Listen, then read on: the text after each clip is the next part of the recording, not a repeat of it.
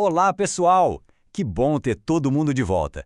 Essa apresentação explicativa é uma produção da Forge College. Bom, na nossa última sessão a gente trabalhou duro na elaboração daquele relatório final, né? Rascunhando e dando aquele polimento na visão geral de alto nível da rede. Mas e agora? Agora é o momento de sair daquela teoria abstrata e mergulhar de cabeça nas especificações concretas de engenharia que fazem o motor girar de verdade. O tema de hoje é apresentando os diferenciais da Solana. Vamos lá! Aqui temos a nossa planta de engenharia. Com esse estilo de diagrama de patente, com essa tinta técnica e visual de papel bege, fica perfeito para a gente desenrolar os projetos de hoje. Nosso objetivo agora é examinar bem de perto, abrir o capô mesmo, para ver exatamente como a arquitetura da Solana entrega aqueles famosos resultados mensuráveis de desempenho. A gente não vai simplesmente engolir o que o marketing diz, não. Vamos entender as engrenagens por trás dos números. E a nossa agenda está bem direta. Introdução aos diferenciais, depois os 4 pilares técnicos, mecanismos e suas métricas, aí a gente parte para um teste prático com RPC, que é um momentinho hacker super bacana, onde a gente vai buscar dados de saúde da rede sem nem encostar numa carteira cripto. E claro, fechamos com conclusão e próximos passos. Vamos nessa? Entrando na nossa introdução aos diferenciais. O ponto central aqui, a grande sacada, é que para realmente entender o hype gigante em cima de qualquer blockchain, olhar só para os números finais não resolve. É preciso investigar as alavancas de engenharia que impulsionam tudo isso. O que leva a gente à próxima etapa. Os 4 pilares técnicos. Estes são de fato os diferenciais centrais. É a base estrutural que coloca essa rede numa prateleira completamente diferente das redes padrão que vemos no mercado. Todo mundo já deve estar cansado de ouvir toda e qualquer blockchain prometer ser rápida e barata, certo? Falar é muito fácil, mas a coisa muda de figura aqui. A rede possui 4 pilares arquitetônicos muito específicos para sustentar essas promessas na prática, como mostra a divisão: High Throughput, Low Latency, transações custo-eficientes e o processamento paralelo. Vamos dissecar cada uma dessas fatias agora. O primeiro é o High Throughput, ou a alta taxa de transferência. Sendo bem pragmático, isso trata estritamente da capacidade de volume bruto. É a força do sistema para aceitar, engolir e processar uma quantidade absurda de transações por segundo, o nosso conhecido TPS. Vamos imaginar uma rodovia gigantesca. O throughput é basicamente o número de faixas e a quantidade total de carros que cabem nela. Em seguida, vem a Low Latency, a baixa latência. Se o throughput é o volume, a latência é 100% sobre a velocidade de ponta a ponta do carro na rodovia. É o tempo que uma transação recém-enviada leva para alcançar a finalidade, ou seja, ficar cravada na pedra, irreversível.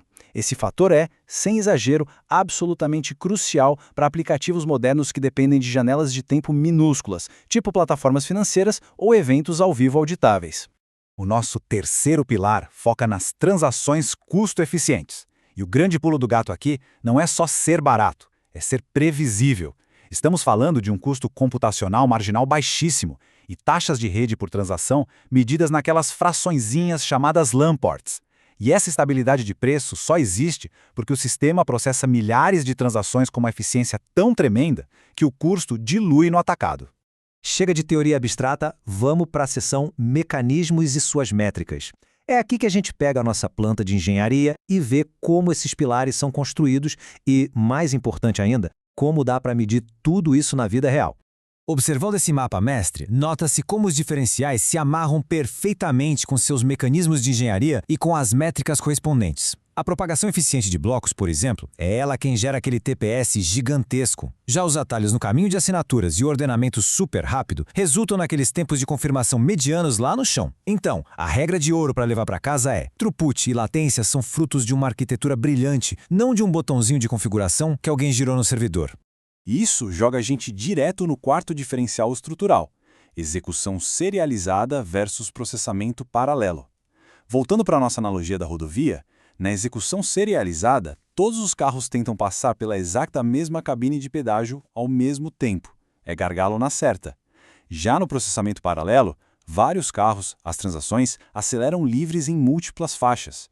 Eles só precisam frear e fazer fila se tentarem entrar na exata mesma conta simultaneamente.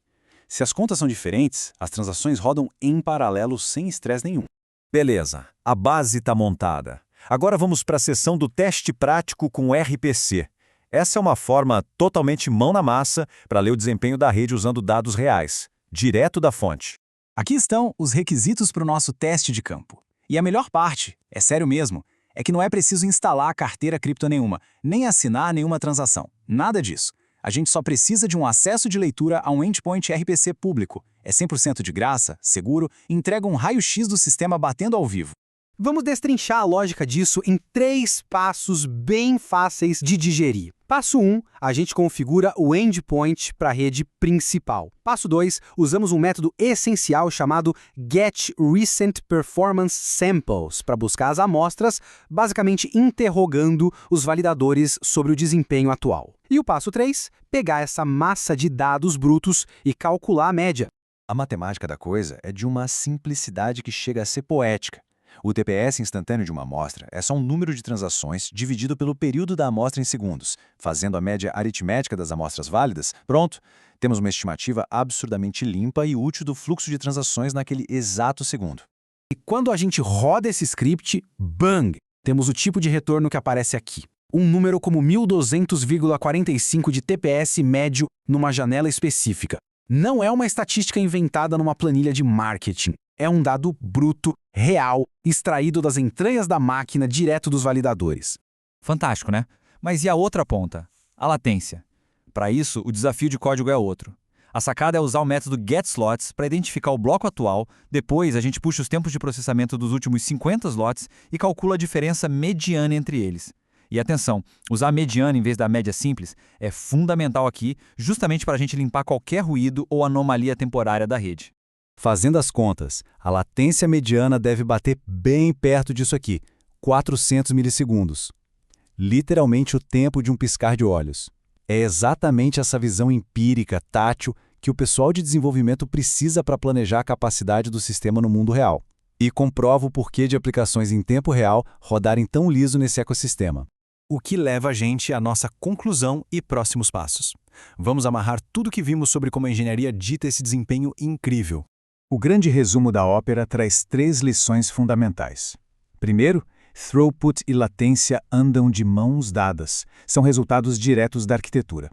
Segundo, e quem desenvolve precisa tatuar isso, o design da transação importa absurdamente. Relembrando o exemplo das faixas da rodovia, padrões inteligentes no acesso às contas evitam colisões e fazem o processamento paralelo brilhar. E terceiro, os nós RPC públicos são verdadeiro canivete suíço para obter métricas de leitura em tempo real e de forma acionável. E claro, tudo isso deixa uma pulga atrás da orelha. Como exatamente as limitações de processamento e esses padrões de acesso às contas afetam na prática o fluxo que a gente acabou de medir? Bom, essa é a cena do próximo capítulo da nossa jornada, sobre fatores de taxa de transferência e custo, mas sem imperdível. Lembrando, pessoal, que esta apresentação explicativa é uma produção da Forge College. Para mergulhar ainda mais fundo nesse universo e dominar de vez as tecnologias Web3, o convite fica feito para acessar agora mesmo forge.college. Um grande abraço para quem acompanhou até aqui, é só continuar construindo e a gente se encontra no próximo nível.